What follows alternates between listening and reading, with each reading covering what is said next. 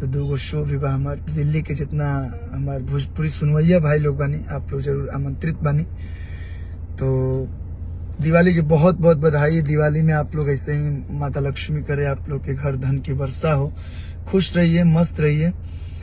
आपका हर गाना हमेशा ही मस्त रहता है। थैंक यू पुरुषोत्तम जी। और ये गाना हमारे जो नाइल बा आप लोग एक के सुनी लो,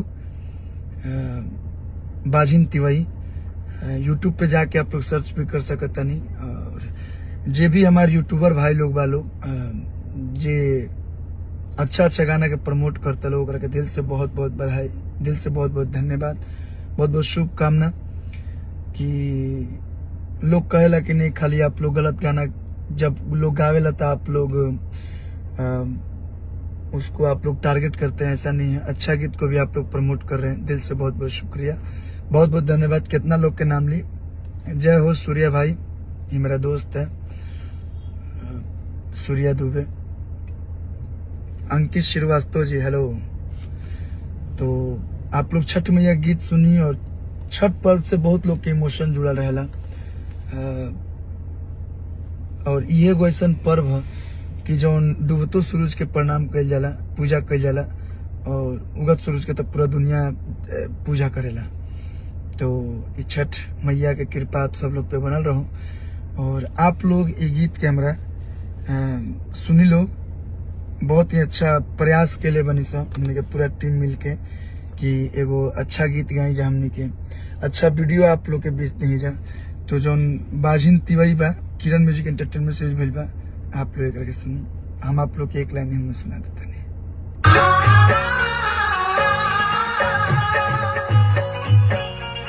हेलो प्रमोद कुमार जी, हेलो सतेंद्र कुमार जी, विपिन जी धन्यवाद।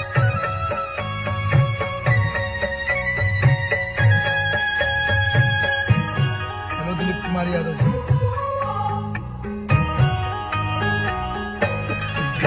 खेली बाजिनी तिवैया सुनी सुनी है छठी मैया। 2 मिनट में आया।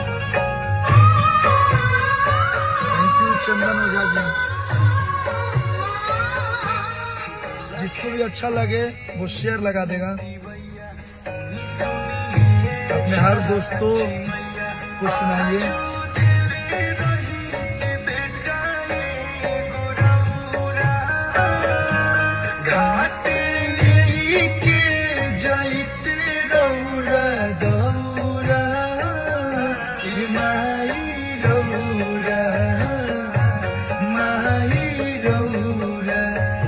गाना अपन माई के जरूर सुनाई लोग। हमारा उम्मीद बा कि जे भी हमारे यूथ भाई बा वो लोग के तो पसंद आइबे करी, लेकिन आप लोग के माता जी लोग के भी बेहद पसंद आई, हमारा उम्मीद बा।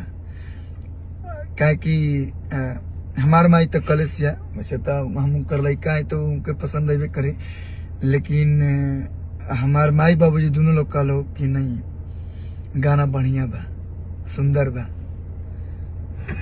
Hello hello. तो आप लोग सुनी लोग छठ मैया के गीत का हलवा। पूर्वांशी कुमार यादव जी ठीक पानी भैया। विभू कुमार लव यू भाई। और एक गाना आइल सारे का महाम भोजपुरी से। कोशिश के लिए बनी जा एक सिंगर चाहे जे भी दर्शक प्यार देवेला तो हमने के अपना गाना और अपना फिल्म के माध्यम से एक संदेश पहुंचावे के। तो ये गाना में भी एक संदेश बा, छोटा सा संदेश बा कि माई के सपना पतो ही पूरा करती है। और ये गाना में प्रियंका सिंह जी अपन आवाज दिले बनी, बहुत ही प्यारा गोले बनी। रोशन भी म्यूजिक दिले बने, रोशन सिंह जी।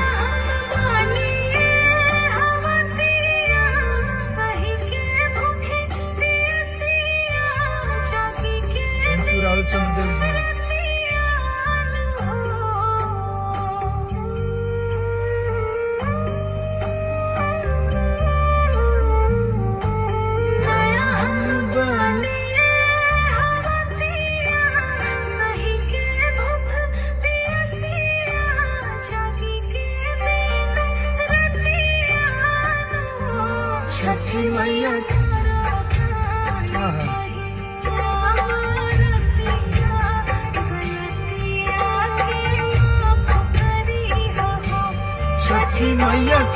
करतानी पहिला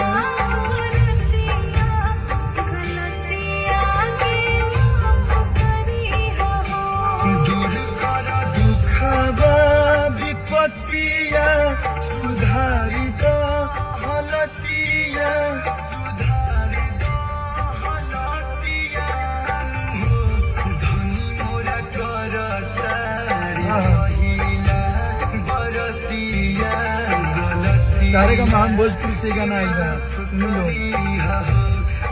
और अभी हमारा शूटिंग पे जाए के बाद भाई हमारे खड़ा बने देखिए राम भाई खड़ा बने ये हमारे हीरा भैया श्याम दादा तो हमके शूट पे जाए के कब से भाई खड़ा ले जाए खातिर यादी शक्ति फिल्म से आए बा यो पारंपरिक थोड़ा सा डांसिंग था वेस्टर्न था।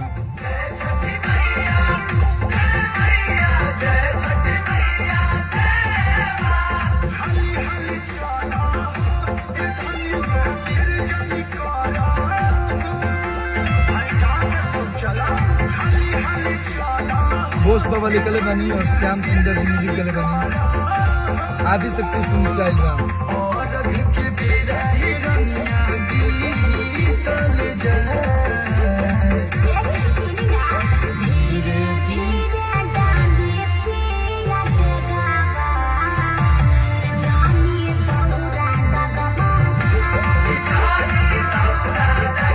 तो आप लोग सुनी लोग छठ मैया के तीनों भजन तीनों गीत और अपन प्यार दिलो और अच्छा लगे सत्या भाई धन्यवाद। अच्छा लगे तो आप लोग शेयर करी लोग और ज्यादा ज्यादा अपन प्यार दिलो। और आज जो गाना आइल बाजिन तिवई ओकरा के हम लिंक दिले बनी लिंक पर क्लिक करी और अपन ढेर सारा प्यार दी। जय छठी मैया फिर मिल जाए आप लोग से बहुत जल्द।